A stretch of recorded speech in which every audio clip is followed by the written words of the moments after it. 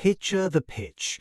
A strip mall unit, some purple neon, a handful of beds that hum for 20 minutes at a time while customers pay you to lie there. No cooking, no inventory that spoils, no customers complaining about their order. Just skin, light, and a monthly fee that renews itself. It sounds like the closest thing to passive income that still involves a storefront. That pitch is roughly 15 years out of date.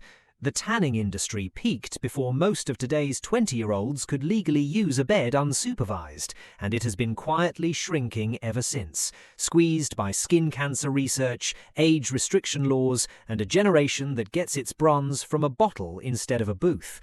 The salons still standing didn't survive by ignoring that decline. They survived by re-engineering the entire business around it. This is the real math behind a tanning salon. The equipment debt, the bulb replacement bill nobody mentions, and the one pricing trick that keeps the lights on. The US indoor tanning industry has been in a 2-decade slide. At its high point in the mid-2000s, there were an estimated 25,000 tanning salons across the country. Today, that number is closer to half of that, and the ones that remain increasingly don't call themselves tanning salons at all. They call themselves sun spas or wellness studios, and UV beds now share the floor with red light therapy pods and spray tan booths. The demand that's left is durable but narrow. It's disproportionately young women, disproportionately concentrated in colder climates where a tan is hardest to get outdoors, and disproportionately driven by 2 events, prom and spring break. Everything else in the calendar is filler. What keeps this category alive at all isn't the tan itself, it's the ritual. Regulars don't buy a tanning session, they buy a 15-minute appointment with a machine that makes them feel better, whether that's actual light exposure, from vitamin D synthesis, from the warmth, or simply from a scheduled 20 minutes alone with their phone off. That psychological stickiness is the entire reason this business still exists, and it's also the reason owners have learned to sell an experience, not a service. Before a single customer walks in, a new tanning salon owner is typically 15 months of would-be profit deep in the hole. Start with the lease. A viable unit needs 1,200 to 2,500 square feet in a visible strip mall or standalone building. Visibility matters more here than almost any other small business, because tanning is an impulse and habit purchase, not a destination trip. Rent in a mid-tier retail corridor runs $18 to $30 per square foot annually, which puts an 1,800 square foot unit at roughly $2,700 to $4,500 a month before a single light bulb is installed. Then comes the build-out, and this is where tanning salons quietly become one of the more expensive small footprint businesses to open. Every bed needs its own private room, which means framing interior walls, running dedicated electrical circuits capable of handling equipment that can draw 30 to 50 amps per bed, and installing ventilation that can pull heat out of a small room fast enough that customers don't leave feeling cooked. Add plumbing for spray tan rooms, commercial-grade flooring that can handle tanning lotion residue without becoming a slip hazard, and a reception area with retail shelving, and build-out alone lands between $80,000 and $180,000, depending on how many rooms are being built and how derelict the shell space was to start. Permitting adds its own delay. Most states classify tanning facilities as regulated businesses, requiring health department inspection, radiation-emitting equipment registration, and in many states a specific tanning facility license separate from a general business license. None of that is expensive on its own, a few hundred to a few $1,000s, but it adds 4 to 8 weeks where rent is being paid on a space generating zero revenue. All in, before equipment, a new single-location tanning salon typically requires $150,000 to $300,000 in startup capital, and equipment, as the next section covers, is where that number gets serious. Equipment is the single biggest lever in this business, and it's also the part most first-time owners underprice. A basic stand-up or lie-down UV bed costs $8,000 to $15,000 new. A high-pressure bed, the kind that delivers a faster, deeper tan and commands a premium membership tier, runs $25,000 to $60,000. A red light therapy bed, now standard in any salon trying to survive on more than nostalgia, adds another $20,000 to $40,000. A typical salon with 8 to 12 rooms is carrying $150,000 to $400,000 in equipment alone, and almost none of it is paid for in cash. It's financed through equipment leases or vendor financing at rates that can run 8 to 15%, stretched over 5 to 7 years, meaning a piece of equipment is often still being paid off well after its bulbs have been replaced 2 or 3 times over. And the bulbs are their own recurring capital expense, not a maintenance footnote. A single tanning bed uses anywhere from 20 to 50 UV lamps, each costing $15 to $40, and a full replacement set for one high-use bed can run $1,500 to $4,000. Bulbs lose UV output gradually. A bed can look and run identically while delivering a noticeably weaker tan, so replacement isn't optional maintenance, it's the thing keeping the core product functional. Most salons budget a full bulb replacement cycle every 12 to 18 months per bed. Multiply that across 10 rooms, and it's a 5-figure annual bill hiding inside what looks, on paper, like a rent-a-machine business model. This is the part the passive income pitch leaves out entirely. A tanning salon isn't a real estate play with some lights in it. It's an equipment depreciation business wearing a retail storefront as a disguise. Once the doors are open, the visible costs, rent, a front desk employee, some cleaning supplies, are the smallest part of the story. The real operating burden is electricity, and it's not close. A single tanning bed can draw between 3,000 and 7,000 watts while running. A salon operating 10 beds across peak afternoon and evening hours, even accounting for the fact that not every room runs simultaneously, can post commercial electricity bills of $1,500 to $4,000 a month, and that number climbs sharply in regions with high electricity rates or in summer months when the HVAC is fighting the heat those beds throw off. Some owners report electricity as their single largest monthly expense after rent, larger than payroll in a lean operation. Then there's HVAC itself, which in most other retail businesses is a background cost, and in a tanning salon is closer to core infrastructure. Every private room needs to be cooled fast enough between customers that the next person doesn't walk into a sauna, which means oversized commercial units running near constantly during business hours, with a service and replacement cycle that's more aggressive than a typical retail build-out because the systems are working harder. Consumables are a smaller line, but a real one.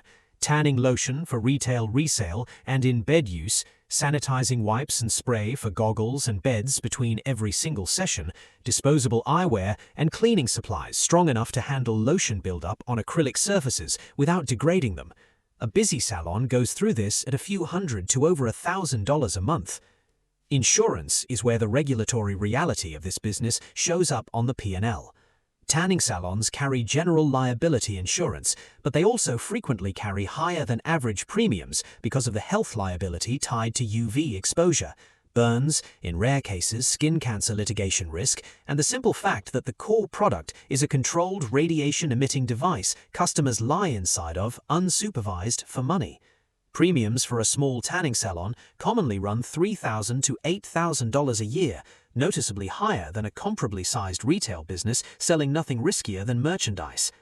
Layer on equipment service contracts, beds need periodic professional servicing beyond bulb swaps, from ballast replacement to acrylic resurfacing, and a realistic monthly operating cost for hidden expenses alone, separate from rent and payroll, lands between $4,000 and $8,000 for a mid-sized location.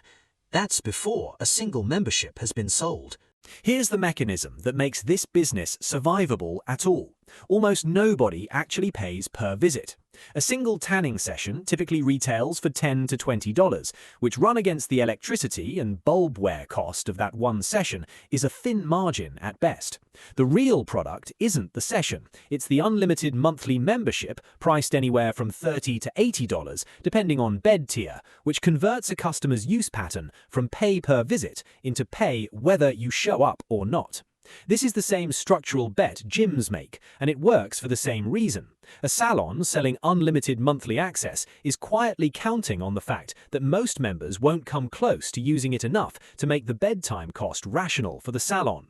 The members who tan 4 times a week are subsidized by the members who pay for a membership in March, use it twice before prom, and then simply forget to cancel through June. On top of memberships, salons layer retail. Proprietary tanning lotions, often carrying 50 to 70% margins, sold specifically because generic drugstore lotion doesn't work as well in a UV bed, and salons know it. A salon that treats lotion sales as an afterthought is leaving one of its highest margin revenue lines on the table. The salons that survive treat the front desk conversation about lotion as seriously as an upsell at a car dealership, because in dollar terms, it functions the same way. This is the structural insight that explains why a tanning salon can work financially even in decline. It is one of the most labor-light service businesses in retail. A single front desk employee can run an entire salon during a shift, checking in members, cleaning rooms between sessions, restocking lotion, and handling retail sales. Because the service itself requires zero staff involvement. Nobody is cutting hair, mixing a drink, or plating food. The customer walks into a room alone, the machine does the work, and the employee's job is turnover speed. Clean the acrylic, replace the eyewear, reset the timer.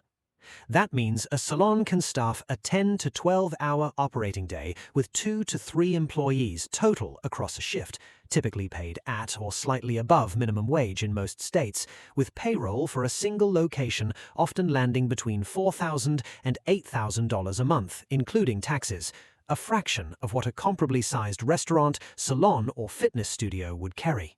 This is the entire financial story of the business compressed into one line. Tanning salons don't survive because the market is growing. They survive because the labor cost structure of a declining, equipment-heavy business is unusually forgiving. It's a business that can post mediocre and even declining revenue for years and still generate a positive margin, purely because there's almost no one on the payroll to pay. Most independent tanning salons are opened with a blend of SBA 7A loans, equipment-specific financing, and owner cash, because the equipment load makes this a capital-intensive business relative to its footprint.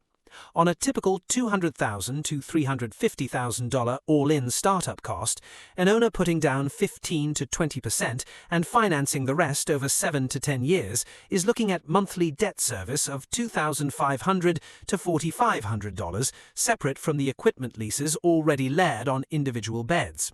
Combine that with rent and fixed monthly obligations before variable operating costs are even counted, often exceed $8,000 to $10,000 a month. Break-even for a salon executing well in a market with real demand typically lands somewhere between year 2 and year 4, later than the quick passive income pitch implies, and meaningfully complicated by the fact that a bed financed on a 7-year term will need bulb replacement and possibly full replacement before that loan is paid off. Owners who don't model that overlap, new debt stacking on top of old debt for the same piece of equipment, are the ones who discover around year 5 that they're carrying financing costs on machines they've already replaced once. The salons that turn a genuine profit tend to be the ones where the real estate and equipment were bought, not leased and financed to the hilt from day one, which is a polite way of saying this business rewards patient capital and punishes anyone trying to open with the smallest possible down payment. Tanning has 2 demand seasons, and they are not close in size. Spring, driven by prom and the run-up to beach season, is the dominant revenue period, often accounting for a disproportionate share of annual membership sign-ups in a 6 to 8 week window. Fall and early winter carry a smaller secondary bump, tied to seasonal mood and vitamin D-seeking behavior in colder climates. Summer and late winter, by contrast, are dead zones, when outdoor sun is either free or irrelevant to anyone's plans. Layered on top of that seasonality is a longer-term structural risk that doesn't show up in any single year's numbers: regulatory tightening. A majority of US states now restrict or outright ban indoor tanning for minors, and public health messaging around UV exposure has only intensified over the past decade. That's a slow bleed on the customer base entering the funnel, not a sudden shock. But it means a salon's 5-year customer pipeline is structurally smaller than it was for the salon that opened a decade earlier. The single biggest operational risk is simpler and faster moving than any of that: equipment downtime. A bed that goes offline for repair isn't a minor inconvenience. It's a private room generating zero revenue while still carrying its portion of rent, electricity, and financing.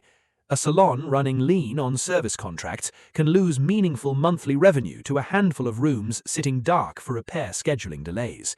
The excellent outcome looks like a single, well-located salon in a mid-sized city with limited direct competition, membership base north of 400 active accounts, strong lotion and retail attach rate, and an owner who bought equipment outright rather than financing every bed. That salon can clear $60,000 to $120,000 in owner profit annually once past its break-even point, with the business itself becoming a sellable asset.